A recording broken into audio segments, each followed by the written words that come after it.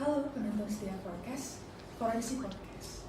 Kita kembali lagi ke acara Forecast, di mana di dalamnya kita banyak bahas tentang topik yang berkaitan dengan forensik. Nah, kali ini kita mau bahas terkait dengan trauma listrik. Sebelumnya kita kenalan dulu ya dokter ya. Perkenalkan, saya Fitri Sari Negolan, koas forensik minggu kedua. Perkenalkan, saya Jeremy Aris, koas forensik minggu kedua. Dan saya Anissa Yuli, koas forensik minggu kedua. Dan tentunya bersama narasumber kita, Dr. Ahsan Petrus, MCAT Forensik, Spesialis Forensik. Nah, langsung saja kita bahas masuk ke topiknya ya, tentang trauma listrik. Yang saya ada baca dokter di artikel bahwasanya secara global, trauma listrik ini banyak disebabkan oleh pekerjaan dokter, khususnya yang di bidang konstruksi.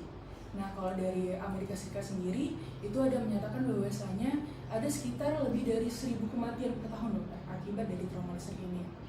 Dan sejalan juga di Indonesia itu ada dari data BPJS Ketenagakerjaan yang menyebutkan bahwasanya untuk tren ataupun angka kematian akibat dari pekerjaan yang khususnya di bagian konstruksi, di bagian kelistrikan itu banyak dokter terjadi. Oke. Jadi yang ingin saya tanyakan dokter, kira-kira apa sih trauma listrik itu dokter, dan apa aja dokter yang bisa menyebabkan suatu trauma listrik dokter? Oke. Jadi salah satu bagian yang kita pelajari di Departemen Forensik ini adalah trauma listrik. Kenapa? Oleh karena memang kasus kematian akibat arus listrik ini juga banyak. Nah, kita di Indonesia ini kasus-kasus trauma listrik ini salah satu ya karena pekerja gitu ya, baik di pabrik maupun di lapangan. Tapi juga bisa oleh karena memang listrik-listrik kita di Indonesia ini tidak begitu baik gitu ya. Banyak instalasi itu tidak tersusun dengan baik sehingga banyak kejadian itu yang menimpa anggota keluarga gitu ya, baik ibu-ibu, anak-anak. Dan yang sering juga kita lihat adalah banyaknya penggunaan arus listrik yang sebetulnya ilegal, ya ilegal. Dan ini juga punya resiko untuk tersengat listrik, baik itu di rumah maupun di tiang listrik. Kan sekarang kan banyak itu orang menggunakan arus listrik untuk pesta itu. Ya katanya sih lapor ke PLN, tapi kita nggak tahu juga apakah semua itu lapor ke PLN atau hanya serobot saja, atau hanya pemberitahuan sebatas petugas PLN yang mungkin dia belum tentu juga dilapor ke atas. Ya kita nggak tahu lah ya. Dan itu salah satu yang menjawabkan. Nah, kalau kita bicara tentang trauma listrik ya tentu trauma yang diakibatkan oleh arus listrik. Dan ya kita di sini kan harus melihat apakah trauma listrik yang dialami oleh korban ini akibat suatu kecelakaan, apakah dalam suatu pekerjaan atau akibat satu pembunuhan, atau pembunuhan, atau memang ya upaya bunuh diri, ya. Tapi kebanyakan yang kita lihat adalah kecelakaan, ya, kecelakaan. Bunuh diri jarang kita menemukan, apalagi orang dibunuh dengan listrik. Ya, dulu ada, yaitu orang-orang yang hukuman mati dulu masih digunakan dengan listrik, tapi kemudian dianggap kurang manusiawi gitu ya, sehingga itu dialihkan dengan cara yang lain. Nah, seperti itu. Oke, saya izin melanjutkan ya dokter. Ya. Tadi kan dokter sempat menyebutkan mengenai ada trauma listrik yang bisa jadi mengalami kecelakaan, Ya. bisa dicelakai, Ya. atau mungkin mencelakakan diri sendiri. Iya. Kira-kira bagaimana ya dok? Kita dapat membedakan dari ketiga hal tersebut dokter, berdasarkan dari misalnya ada pasien datang gitu dokter. Kita ya harus dibantu dengan anamnesa dari penyidik juga ya, dengan termasuk juga dari mungkin saksi-saksi. Kita di sini biasanya terutama diprioritaskan apakah betul korban ini memang mati akibat arus listrik. Kalau misalnya itu akibat suatu insiden atau suatu pembunuhan atau bunuh diri, ya tentu masih membutuhkan informasi yang lain. Karena kasus-kasus mati karena trauma listrik ini tidak terlalu spesifik untuk 3 aspek itu tadi. Ya, harus dibantu dengan bagaimana peristiwanya terjadi. Nah, seperti itu. Kemudian dokter, kira-kira bagaimana ya kita membedakan trauma listrik dengan trauma yang terbakar? Karena seperti kita tahu mungkin trauma listrik ya sedikit banyak seperti terjadi juga melepuh atau seperti itu. Iya. Apakah ada pemeriksaan tertentu dokter untuk membedakannya? Iya. Jadi trauma listrik itu kan dampaknya kan terbakar juga. Nah, tapi agak lebih spesifik. Spesifik itu apa? Nah, sebetulnya bagaimana bisa terjadi orang mati karena arus listrik, itu yang paling penting. Jadi ketika orang itu masuk dalam aliran listrik, misalnya kita menyentuh suatu benda yang memang sudah dialiri listrik, maka kita namanya masuk ke dalam aliran itu. Panas inilah yang menimbulkan terbakar. Tapi sebetulnya yang lebih berbahaya adalah arus yang mengalir itu. Makanya jangan heran, orang kena trauma listrik kok kesannya kok traumanya nggak begitu hebat, tapi kenapa mati? Nah, arus yang mengalir di dalam tubuh inilah yang berbahaya, baik untuk pembuluh darah, syaraf dan otot. Nah, kita tahu bahwa aliran dari arus listrik ini dia mesti ada yang namanya luka masuk, ada luka keluar. Nah, kalau luka bakar biasa kan nggak begitu. Nah, sekali lagi orang luka bakar itu ya dia mesti hebat dulu baru mati. Kalau luka listrik nggak mesti hebat dulu luka bakarnya, tapi arusnya itu yang berdampak. Apa yang ditimbulkan? Nah, dampaknya. Nah, arus listrik ini agak spesifik. Dia mengikuti aliran tertentu. Dan dia yang menyebabkan kematian itu 2. 1 akibat penekanan pusat pernapasan, dan 2 akibat fibrilasi ventrikel.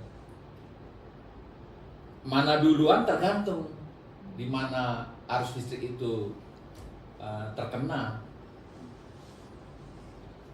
Prinsipnya adalah tubuh manusia itu kan seperti salib ya, nah, seperti salib.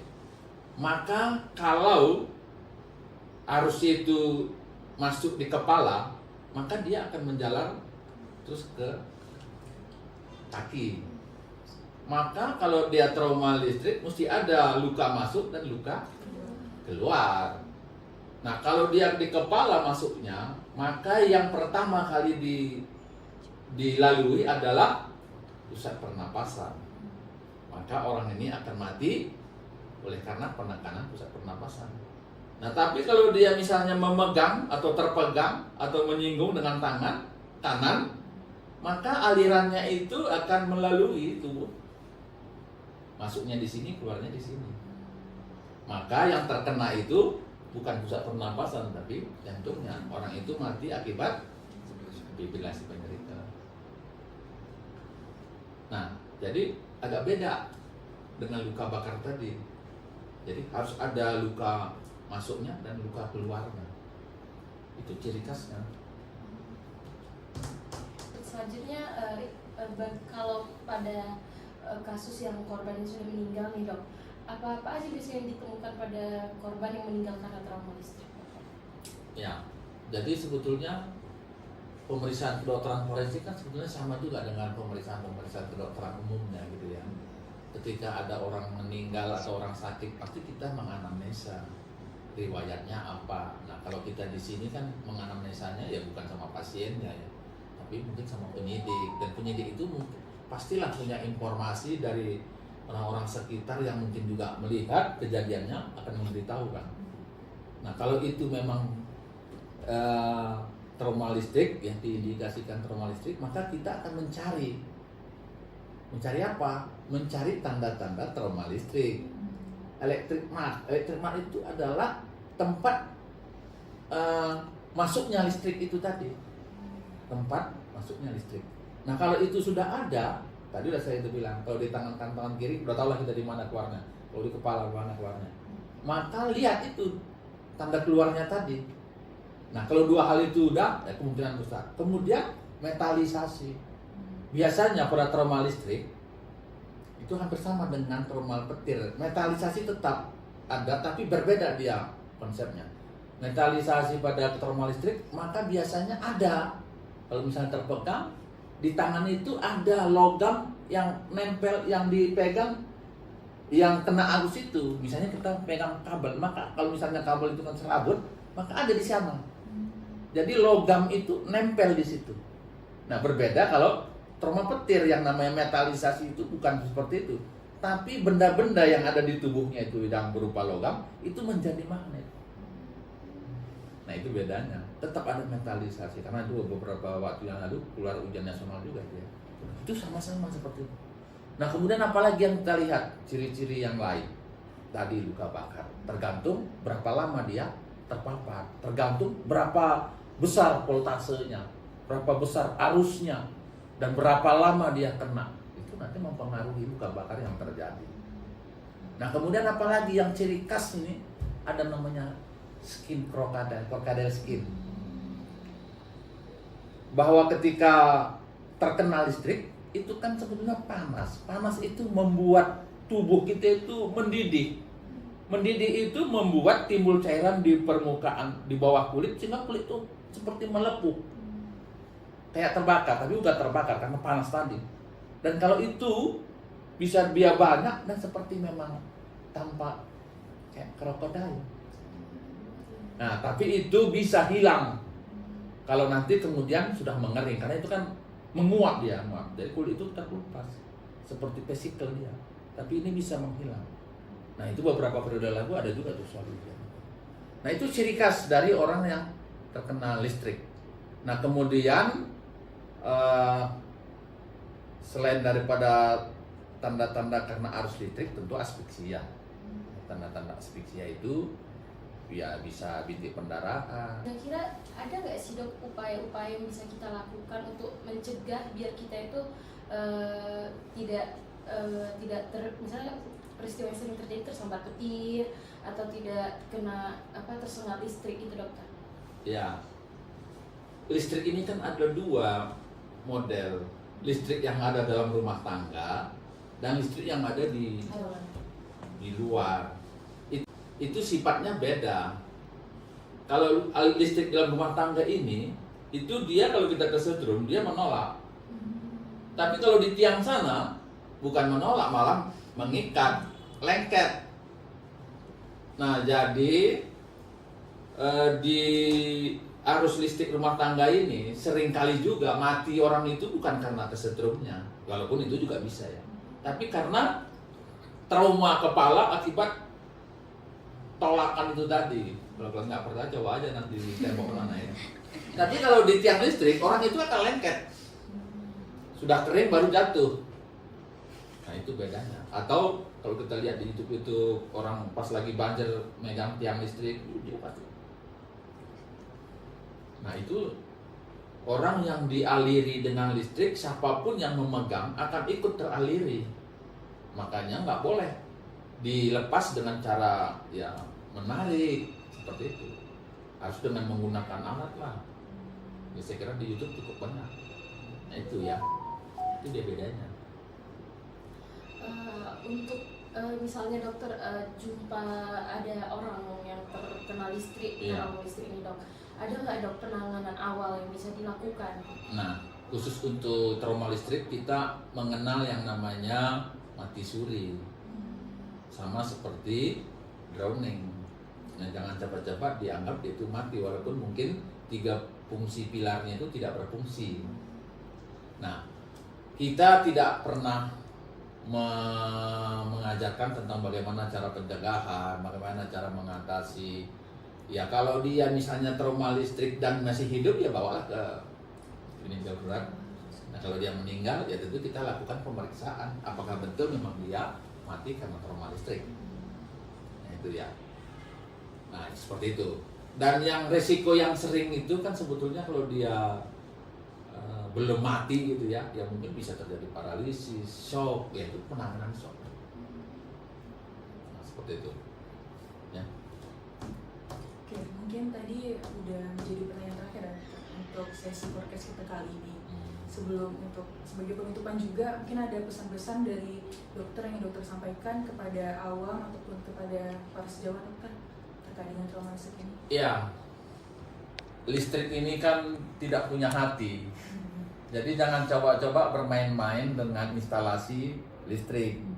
Kalau memang kita tidak punya pengetahuan untuk itu, ya supaya harus diberikanlah kepada yang ahli. Karena seringkali di rumah-rumah tangga itu mereka mengotak-atik itu instalasi suka-suka, kemudian kesetrum. Nah ini ya, jadi ya jangan, hati-hatilah ya, terutama dengan arus listrik. Apalagi kita di negara kita ini sering banjir, nah itu juga harus hati-hati ya, karena kita ya bisa menjadi target terkena arus listrik tadi. Ya saya kira itu aja untuk masyarakat. Selesai sudah acara forecast kita kali ini. Terima kasih banyak dokter atas waktunya dan ilmunya.